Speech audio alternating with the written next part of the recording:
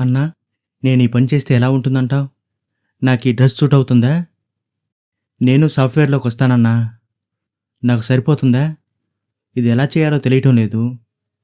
దీని గురించి కాస్తంత సలహా ఇవ్వండి అన్నా అని నిత్యం అనేక సలహాలను ఎదుటివారిని అడుగుతూ ఉంటాం. మన తలను తీసుకెళ్లి వారికి ఇచ్చేసి, మన మెదడును వారికి అప్పజెప్పేసి, ప్రభో నువ్వే నాకు దిక్కు, నువ్వేం చెప్తే అదే నేను చేస్తానని నువ్వు నీకు తెలియకుండానే వారి బానిసలాగా మారిపోయి తీసుకోవాల్సిన చిన్న చిన్న నిర్ణయాలు తీసుకోవడానికి కూడా భయపడుతూ జీవితాన్ని ఎందుకలా జీవిస్తావు?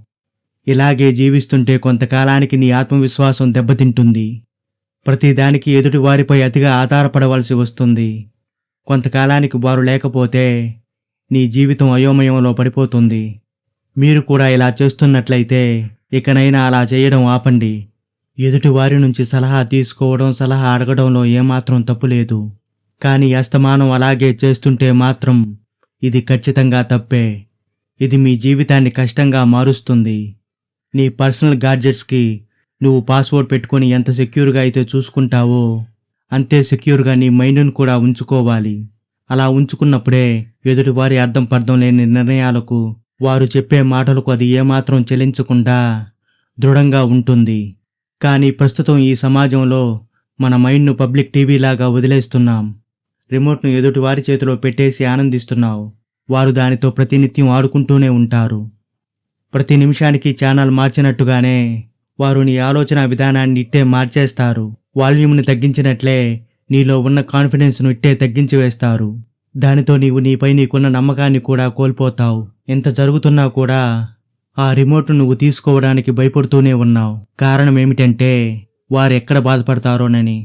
అంటే నీ జీవితాన్ని ఆడిస్తున్న వారు మాత్రం బాధపడకూడదు, నువ్వు బాధపడినా పర్వాలేదా? ఇలా నిత్యం బాధపడుతూనే ఉంటావా? వాళ్ళేమనుకుంటారో వీళ్ళేమనుకుంటారోనని నిత్యం అనుకుంటూ అలాగే జీవిస్తూ ఉంటావా? ఇకనైనా మేలుకో. నీ మంచితనం అనే ముసుగును తొలగించు. అర్థం పర్థం లేని మొహమాటాన్ని వదిలించుకో. ఎదుటి వారిపై అనవసరంగా ఆధారపడడాన్ని తగ్గించు. అందుకే నీ రిమోట్ను నువ్వు తిరిగి వెనక్కి తెచ్చుకో. నీలో దాగిన శక్తియుక్తుల్ని గుర్తించు. వాటిని సరిగ్గా సద్వినియోగం చేసుకోవడం నేర్చుకో. జీవితాన్ని సంతోషాలతో, ఆనందంతో నింపుకో. అటువంటి దానికే సంబంధించిన ఒక చిన్న కథతో ఈ వీడియోలోకి వెళ్దాం. ఒక సింహం పిల్ల పుట్టిన కొద్ది కాలానికే దారి తప్పింది. అప్పుడు అటుగా వెళుతున్న ఒక గొర్రెల మంద దాన్ని చూసి చేరదీసి తమలో కలుపుకున్నాయి. చివరకు ఆ సింహం వాటితోనే కలిసి పెరిగింది. శరీరంలో సింహపు రక్తం, గుండెల్లో సహజమైన ఆవేశం. ఒక్కోసారి ఆ సింహపు పిల్ల గర్జించేది. ఆ గర్జన మిగతా గొర్రెలకు ఎంతో విచిత్రంగా అనిపించేది. ఆ గర్జన విని అవి పారిపోయేవి. అది వాటికి ఏమాత్రం నచ్చేది కాదు. నీ అరుపులు ఎంతో విచిత్రంగా ఉన్నాయి. నువ్వు మాలో ఒకడివైనప్పటికీ నువ్వు విచిత్రంగా ఉన్నావు. నీవు మాతో ఉండాలనుకుంటే మాలాగే ఉండాలి, మాలో ఒకళ్ళా ఉండాలి. లేకుంటే నువ్వు ఖచ్చితంగా బయటికి వెళ్ళిపోవచ్చు అని ప్రతిరోజు ఎమోషనల్గా బ్లాక్మెయిల్ చేయడం మొదలుపెట్టాయి. అడవికి రాజుగా మారాల్సిన ఆ యువసింహం ఆ గొర్రెల అభిప్రాయాలకు తలవొగ్గి తన అభిప్రాయాన్ని మార్చుకుంది. ఇలాగే కొంతకాలం గడిచేసరికి తన స్వభావాన్ని పూర్తిగా మర్చిపోయింది. సింహపు రూపంతో గొర్రెలాగా అరుస్తూ వాటి మధ్య కలిగి తిరిగేది. ఒకరోజు అటుగా వెళుతున్న ఒక ముసలి సింహం ఈ విచిత్రాన్ని చూసి ఎంతో ఆశ్చర్యపోయింది. దాని దగ్గరకు వెళ్ళడానికి ప్రయత్నించింది. ఆ సింహం దగ్గరికి రావడం చూసి ఇది ఎంతగానో బెదిరి పారిపోవడానికి ప్రయత్నించింది. అప్పుడు ఆ సింహం దాన్ని సమీపించి, అసలెందుకిలా ఉన్నావు? ఏంటి నీ సమస్య? నువ్వొక సింహానివి.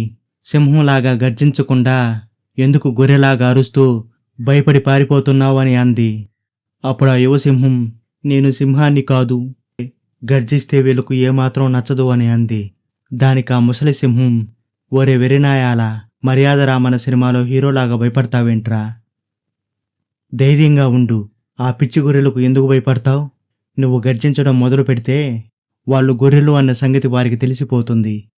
ఆ నిజాన్ని వారు ఒప్పుకోలేకే వారు నువ్వు అరవకుండా నీ నోరు నొక్కేశారు. వాళ్ళు వాళ్ళ జీవితంలో సౌఖ్యంగా ఉండడం కోసం నీ వ్యక్తిత్వాన్ని నువ్వు చంపేసుకుంటున్నావు. నీలో ఉన్న శక్తిని, ధైర్యాన్ని ఏమాత్రం గుర్తించకుండా వారికి లొంగిపోతున్నావు అని అంది. ఆ మాటలు ఆ యువసింహానికి నిజమే అనిపించాయి. తనకు కూడా అప్పుడప్పుడు ఇలాగే అనిపిస్తూ ఉండేది. ఈ మాటలు విని దానిలో నిద్రాణమై ఉన్న సింహం ఒక్కసారిగా నిద్రలేచింది. గర్జించింది. భయంకరంగా గర్జించింది. తన మనసులో అంతవరకు నిద్రాణమై ఉన్న ఎన్నో సందేహాలకు సమాధానం దొరికేలా గర్జించింది. తాను ఒక సింహాన్నని బలంగా నమ్మింది. చివరికి ఒక సింహంలాగా మారిపోయింది. అంతవరకు తనకున్న గొర్రె లక్షణాలన్నీ ఒక్కసారిగా మటుమాయమయ్యాయి. మనలో ప్రతి ఒక్కరిలో కూడా ఇటువంటి సింహమే దాగి ఉంటుంది. మనలో కూడా ఇటువంటి గర్జనే దాగి ఉంటుంది. కానీ మనం ఎవరినో ఒప్పించడానికి, మరెవరినో మెప్పించడానికి ఆ గర్జనను వదిలిపెట్టి మనలో ఉన్న స్వభావానికి విరుద్ధంగా ప్రవర్తిస్తూ ఉంటాం. మన శక్తియుక్తుల్ని కూడా మర్చిపోతాం. చివరికి జనాలేమనుకుంటారో అనుకుంటూ ప్రతి క్షణం ఎదుటివారి అప్రూవల్ కోసం ఎదురుచూస్తూ ప్రతినిత్యం బాధను అనుభవిస్తూ జీవిస్తుంటాం. మనల్ని చిన్నప్పటి నుంచి అలా తయారు చేశారేమో. ప్రతి విషయానికి ఎదుటివారి అప్రూవల్ కోసం ఆలోచిస్తూ వారు ఓకే అనే సర్టిఫికేట్ ఇస్తేనే మనం పాస్ అయినట్టు. ఇది కేవలం జడ్జిమెంట్ మాత్రమే కాదు. ఇది మన వంశ పారంపర్యంగా తరతరాలుగా మన రక్తంలోనే ప్రవహిస్తూ మన మనస్సును మనల్ని కంట్రోల్ చేస్తూ ఇది నిజమేనేమో, మనం కూడా జనాలకు అనుకూలంగా ప్రవర్తించాలేమో అనుకొని నలుగురితో పాటు నారాయణ అనుకుంటూ అలాగే జీవిస్తుంటాం. ఒక్కసారి ఇంటి నుంచి బయటకు వస్తున్నప్పుడు వేల కళ్ళు మనల్నే గమనిస్తున్నట్టు అనిపిస్తుంది. చూసే ప్రతి చూపు మనల్ని జడ్జ్ చేస్తున్నట్టుగా కనిపిస్తూ ఉంటుంది. ఈ మాయ నుంచి నువ్వు వెంటనే బయటపడు. నీ మనసుకు నువ్వు చెప్పుకో, అసలెవరు వీళ్ళంతా? నాకు తినడానికి అన్నం లేకపోతే, నేను కష్టాల్లో ఉంటే నన్ను ఆదుకోవడానికి ఒక్కడు రాడు. ఏదైనా చిన్న కష్టం వస్తే సహాయం చేయడానికి వెనకాడే వీరికి నన్ను జడ్జ్ చేయడానికి అధికారం ఎక్కడిది? అసలెవరిచ్చారు? అసలు వీళ్ళ అభిప్రాయాలకు, వీళ్ళ నిర్ణయాలకు నేనెందుకు తొలగ్గాలి అని నిరంతరం చెప్పుకుంటూ ఉండు. అసలు సమస్య లోపల ఉన్న జనాలతో కాదు, నీ లోపల నువ్వు ఊహించుకుంటున్న నలుగురు జనాలతో.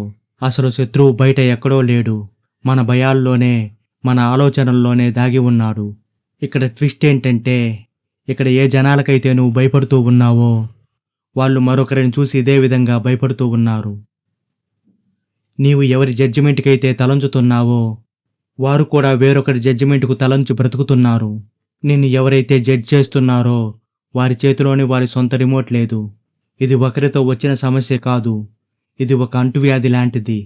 నిరంతరం వ్యాపిస్తూనే ఉంటుంది.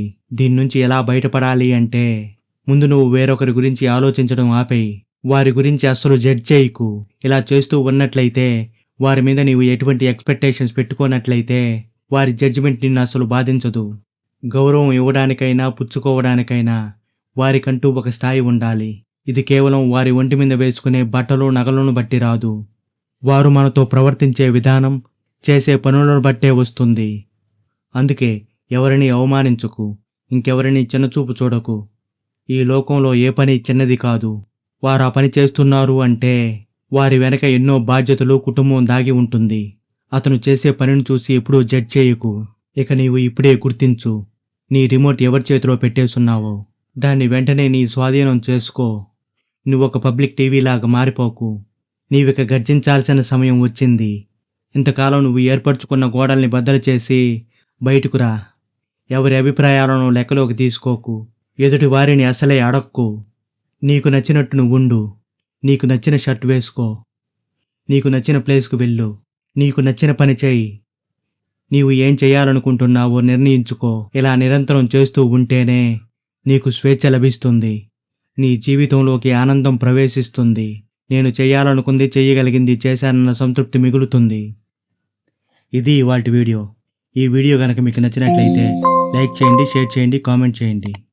సబ్స్క్రైబ్ చేయడం మాత్రం మర్చిపోకండి.